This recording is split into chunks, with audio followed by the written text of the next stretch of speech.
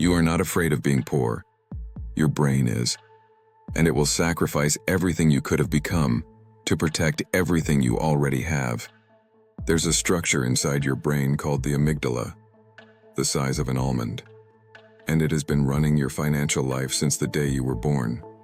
Not your logic, not your ambition, not your dreams.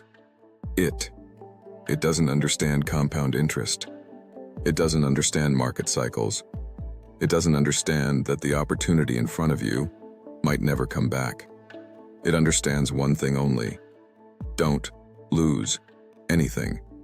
In 1979, psychologist Daniel Kahneman ran experiments that should have dismantled everything we believe about rational decision-making. He didn't study greed. He studied something older: the neurological burn of loss. What he found wasn't just surprising, it was disturbing. Losing $100 doesn't just feel bad, it bleeds. The psychological pain of losing $100 is twice as intense as the pleasure of gaining the same amount. Read that again. Your brain screams at twice the volume for loss than it sings for gain. This means every financial opportunity you've ever evaluated was being judged by a brain running a broken equation. A brain that counts pain twice and joy once. He called this loss aversion, but that name is too gentle. This is a neurological bias so deeply embedded. It shapes not just what you do with money, it shapes who you allow yourself to become. Hundreds of thousands of years ago, loss was a death sentence. Lose your food, you starve. Lose your fire, you freeze. Lose your rank in the tribe, you get left behind. The brains that survived were the ones that treated every potential loss like an emergency. So your brain evolved to feel loss as physical pain, as danger, as threat, as the end. And that brain is still inside your skull right now, wearing your clothes, using your phone, sitting in your office, running a survival program, in a world that no longer requires survival. Here is what loss aversion actually looks like in your life. An opportunity arrives. Your logic sees the upside, but your amygdala doesn't see opportunity. It sees exposure. It sees the possibility of loss, and it builds a cage around you. Not with bars, not with locks, with questions. What if it fails? What if you lose? What if you're wrong? And you sit inside that cage and call it wisdom. You call it research.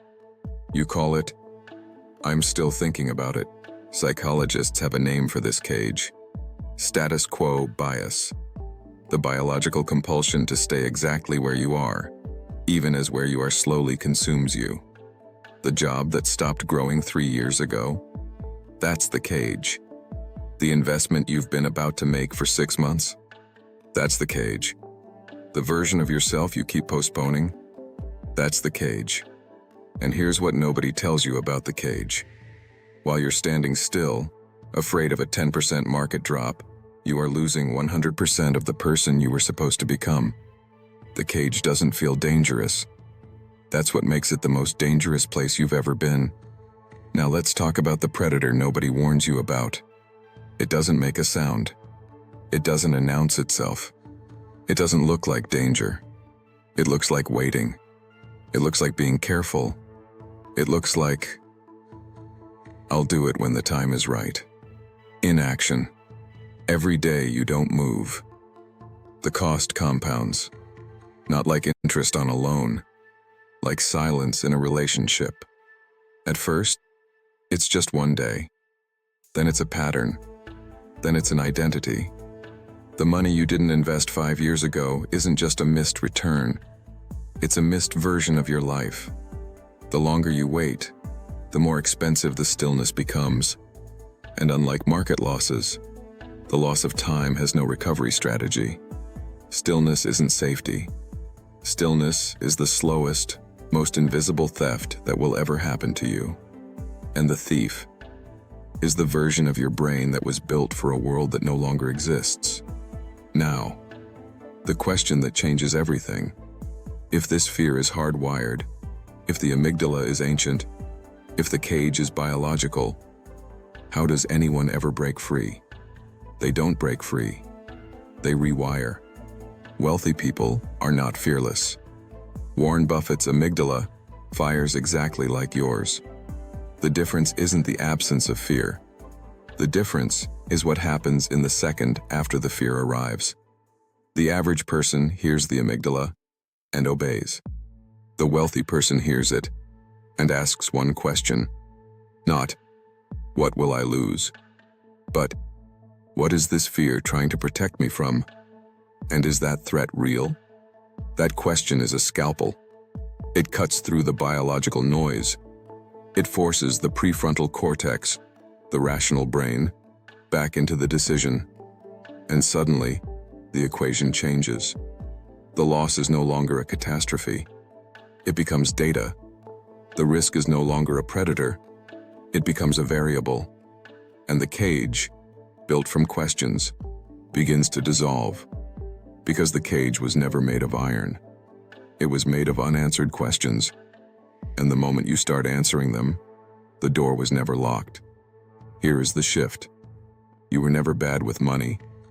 You were never weak, never undisciplined, never unlucky. You were running a survival program in a wealth-building world. And now, you know it exists. The second you see the cage, it loses its power.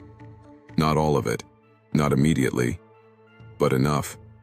Enough to take one step. And one step is how every fortune in history began. But the amygdala isn't finished with you yet. There's another weapon the financial system uses against this exact brain. Something that doesn't feel like a threat. Something that feels like help. In the next video, we're going to dissect debt. Not as a number, as a psychological identity. The story your brain tells about who you are, based on what you owe, and why that story is the most expensive fiction most people ever believe. If you're ready to see money differently, you're not here to subscribe to a channel. You're here to join a shift in perspective. New videos dropping every week, more than you expect. Don't miss what's coming next.